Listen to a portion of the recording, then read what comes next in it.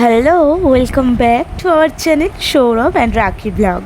হ্যাঁ, আমি রাখি একটা বড় ভিডিও নিয়ে তোমাদের সাথে হাজির হয়েছি। না, যতটা বড় কথাই শুনতে লাগছে ততটা বড় কিন্তু দেখতে লাগবে না। আসলে ভিডিওটা বাচ্চাদের, হ্যাঁ, আমাদের ছোট্ট শায়নবাবুর বার্থডে সেলিব্রেশনের একটা ভিডিও। রাত্রেবেলায় কেক কাটাকাটির পর্ব মানে সন্ধ্যে থেকে শুরু হয়েছিল। আর বাচ্চাদের যে কোনো জিনিস খুব ভালো লাগে আমাদের সব দেখতে। তাই দেখো, কথা দিচ্ছি এইটুকু ভিডিওটা দেখতে কিন্তু দেখতে দেখতে মনে হবে কত ছোটই না দেখলাম, আর একটু হলে ভালো হতো। কারণ বাচ্চাদের ছোটোখাটো খুঁটিনাটি জিনিস আমাদের খুব মনে ধরে, বড়দের বুড়োদের থেকেও। আর যাই হোক, এখন বুড়ো ধেরেদের তো এসব জিনিস নিয়ে মানে ন্যাকামোর শেষ নেই। কিন্তু সত্যি কথা বলতে আসল মজাটা এই বাচ্চাদেরই। মানে বার্থডে সেলিব্রেশন তো আমাদের বড় থেকে বুড়ো সবারই হয়, তবে হ্যাঁ, ন্যাকামোগুলো এখন বুড়ো ধেরেগুলো করে। তবে হ্যাঁ, আসল মজাটা হয় এই বাচ্চাদের কাছে। যাই হোক, এ যেহেতু বাচ্চা, তাই ওর জন্মদিনে যে বন্ধুগুলো বা যে অতিথিগুলো এসেছিল সেগুলো প্রায় অধিকাংশই বাচ্চা খুদে একদম খুদে থেকে আরও খুদে। দেখো, দুটো কেক নিয়ে হাজির। একটা বলে কি স্ট্রবেরি, একটা চকলেট। মানে সকাল সকাল বাবার এসেছে, বাবার হাতে ব্যাগ তুলে নিয়ে বেরিয়ে পড়েছে কেক আনতে। যাই হোক, এটাই তো মজা। ছোটোবেলায় আমরাও খুব করেছি এই জিনিসটা, আর বড় হয়ে ওদের জন্মদিনে মানে ওদের বার্থডেতে এইসব দেখছি, খুব ভালো লাগছিল। যাই হোক, পাশেই বাড়ি, ছোটোখাটো যখনই ডাকছে ছোটোখাটো অনুষ্ঠানের জন্য টুক করে ছুটে চলে যাচ্ছি। কারণ বাচ্চা যে কোনো জিনিস দেখতে খুব ভালো লাগে। এই যে আমার পুচকুটাও মানে আমার বাচ্চাটাও চলে এসেছে এখানে। যাই হোক, সব বাইকে কেক টেক খাইয়ে দিল, মানে ও ছোটো সদস্য ছোট বন্ধুদেরকে কেক টেক খাইয়ে দিল অল্প অল্প করে কেক কাটার পর। আর সে কি উৎসাহ! কেক মাখামাখি তো বটেই, তবে হ্যাঁ, এই কেক মাখামাখি কিন্তু ওই যে বললাম ন্যাকামো করে নয়, আনন্দের উচ্ছ্বাসের কেক মাখামাখি। তবে হ্যাঁ, খুব অল্পই নষ্ট করেছিল ওরা। তারপর আবার কি, কেকটা পাড়ার একটা কাকিমা খুব সুন্দর করে কেটে দিল। আর ওই যে কাকিমা মানে আমাদের ছোট্ট শায়নবাবুর মা, পুরো এক হাঁড়ি পায়েস দিয়ে গেল। এক বাটিতে করে এক হাঁড়ি পায়েসের থেকে পায়েস, কিছু মিষ্টি আর ওই যে কেকের একটা করে বড় পিস দিয়ে শায়নবাবু হাতে হাতে সব কোটা বাটি একটা একটা করে তার বন্ধুদের দিয়ে দিল। বন্ধুগুলো সব লাইন দিয়ে বসে খাওয়া দাওয়া করে নিল খুব আনন্দ করে। তারপর আমি বললাম, নে তুইও একবার বসে পড়, মানে তোর বন্ধুদের সাথে তুইও তোর জন্মদিনের কেকটা খেয়ে নে এবার। তো শেষমেশ ও নিজেরটা নিয়ে গিয়ে বসে পড়লো বন্ধুদের সাথে। খুব মজা করছিল ওরা, খুব ভালো লাগছিল জিনিসটা দেখে। এবারে খেলাধুলা চলছে, খাওয়া দাওয়ার পর্ব সব শেষ। কেক কাটা, কেক খাওয়া, ওর বন্ধুরা সব বাড়ি চলে গেছে। ফুটকিটা আর এখানে বড়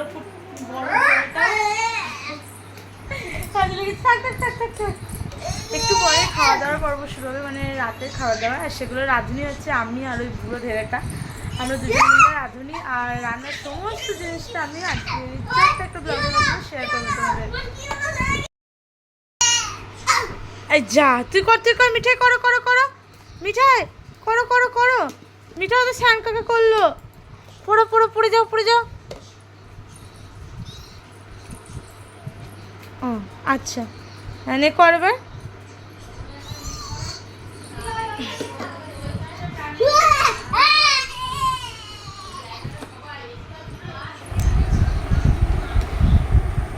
হ্যাঁ, শায়নবাবু তো পাকা বটেই, তার থেকেও বেশি পাকা হচ্ছে আমাদের এই পুটকিটা। নাচ দেখো দেখিনি, নাচের বাহার দেখে বড়রাও সব অবাক হয়ে যাবে। যাই হোক, নাচানাচির পর্ব চলছিল, গানটা মিউট করলাম কপিরাইট এসে যাবে বলে। তো চলো একটু রান্নার দিকে নিয়ে যাই তোমাদের এবার। রান্না বান্না পর্ব শুরু হয়ে গেছে। এটা চিলি চিকেন হবে, চিলি চিকেনের জন্য ম্যারিনেশনটা চলছে। হ্যাঁ, চিকেনটা দেখে ভয় পাওয়ার লাভ নেই, ভয় পেয়ে, কারণ এখানে আমি একটু হলুদ ব্যবহার করেছি।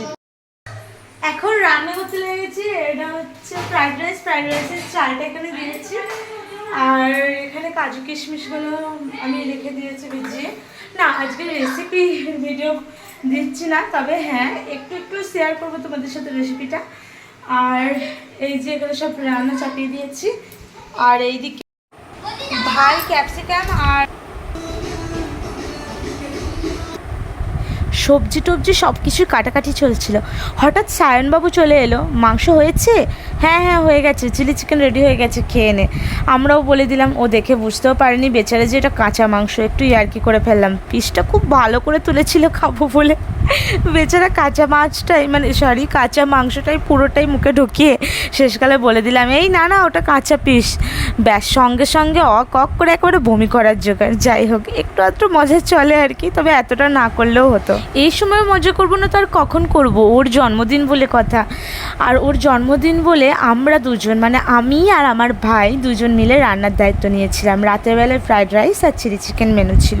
হ্যাঁ মানছি ফ্রাইড রাইসটা পুরো বাড়ির মতন করে ফেলবো, কারণ ফ্রাইড রাইস একটা নতুন নয়, মানে একদম কমন একটা রান্না হয়ে গেছে। আর চিলি চিকেনটা ঠিক কথাই বাড়িতে রান্না করে একটু টাফ, কারণ আমি এটা নিয়ে খুব বেশিবার হলো চিলি চিকেন বানাইনি বাড়িতে, প্রায় প্রথমবারই বলতে পারো। আগেও খেয়েছি কিন্তু এত সুন্দর করে আগে হয়নি। যাই হোক চিলি চিকেনের জন্য চিকেনের পিসগুলো ভাজাটাই ছিল মেন ব্যাপার, আর ওটাই আমার ভাই ঘন্টার পর ঘন্টা ধরে একটা একটা করে ভেজে দিয়েছিল খুব সুন্দরভাবে। বাজতে বাজতে অর্ধেক বোধহয় ওটাই শেষ হয়ে গেছিলো, মানে ওই ভাজা পকোড়াগুলোর মতনই যেন বেশি ভালো লাগছিলো পিসগুলো।